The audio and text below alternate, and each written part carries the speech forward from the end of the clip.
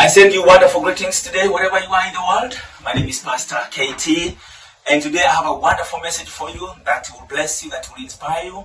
My topic is a higher and deeper relationship with God. How is your relationship with God? Is it shallow? Is it deep? Is it high? How would you describe it today? And I'll start with a very good example of a swimming pool. We do know so many people don't like going to the deeper end. They want to settle in the shallow end. Why? Because I think they feel they are safe there. And there's nothing much they can do at the shallow end. But when we see many others going to the deeper end, we see them really enjoying themselves. They can dive down, they can come up, they can do a lot of things at the deeper end. So it's better to be at the deeper end of the swimming pool.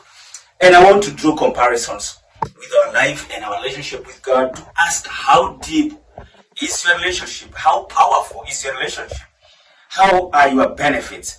And sometimes we are too shallow and we never reap our desired benefits from God. I'll go straight into a wonderful example in the book of 1 Kings chapter 14, and we hear about an old man who would have been written off as not important. It's like he's too old, he doesn't know anything, maybe he can't read well. And we hear how he was with God. 1 Kings chapter 14 from verse 1. And at that time, Ahijah the son of Jeroboam fell sick, and Jeroboam said to his wife, "Arise, I pray thee, and disguise thyself, that thou be not known to be the wife of Jeroboam, and set thee to Shiloh. Behold, there is Ahijah the prophet, which told me that I should be king over these people. And take with thee 10 loaves." I'll not read that verse 4. And Jeroboam's wife did so, and arose and went to Shiloh, and came to the house of Ahijah. But Ahijah could not see, underline that, for his eyes were set by reason of his age, underline that. And but the Lord said to Ahijah, "Behold, the wife of Jeroboam cometh to ask a thing of thee for her son, for he is sick. Thus and thus shalt thou say unto her. For it shall be when she cometh in, that she shall feign herself to be another woman." Underline that. And it was so, when Ahijah heard the sound of her feet, as she came in at the door, that he said, "Come in, thou wife of Jeroboam. Why feignest thou thyself to be another? For I am sent to thee with heavy tidings." What a shock it was to that lady. Verse 7.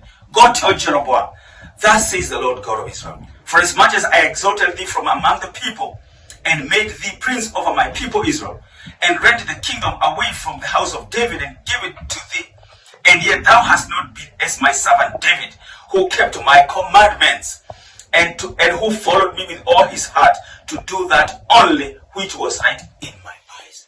What a powerful message to that woman. In verse 12. "And arise thou therefore, get thee to thy own house, and when thy feet enter into the city, the child shall die." That was a shocker. His wife and her husband thought, "He's an old man, he cannot see, he cannot know who you are." But this man of God had a very high relationship with God, a deeper, powerful relationship, in such a way that God told him what's going to happen before she arrived. I would like to be in that position myself. I would love to. That God to be showing me things, and to be talking to me, and to be showing me what's going to happen. I'll give 2 more examples before we do a conclusion. Simeon was a prophet, and at the temple, he was given a message by God himself that he will see Messiah before he dies. If you look at the book of Luke chapter 2 from verse 25, you're going to hear that story that when Yeshua was brought into the temple, Simeon was given a message. He's there. He went there and he recognized him and said, "Oh my goodness, this is the Messiah. My Lord, you can allow me now to sleep in peace, because what you promised, I have seen it." That's a powerful relationship. That's a deeper relationship. That's a higher relationship. He was not in darkness. This Simon was walking in confidence. Peter is on the top of a roof praying, and he sees a vision about those animals and all that stuff. He was being told, stand up and eat. And he said, no. As soon as that vision was over, Peter received a message from the Spirit. Go down, there's some people who are looking for you, and I've sent them. Before they even knocked on the door, Peter knew what kind of a powerful relationship he had with God. It's wonderful to be in this position. There are wonderful blessings. When you go deeper, there are more benefits. Just like in the swimming pool. Where is your relationship with God? In such a way that He will be letting you know about things. He will give you, there is more confidence. There is strength. There is comfort. There is peace even in your heart. Knowing that I have a personal relationship with God.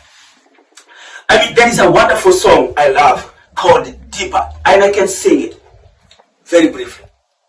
Deeper, deeper, in the love of Yahshua, daily let me go.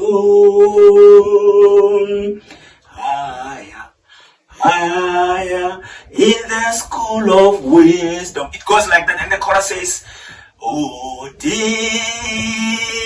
yet I pray, and higher every day. It goes like that. And my question is, how deep is your relationship with God? There are tremendous blessings.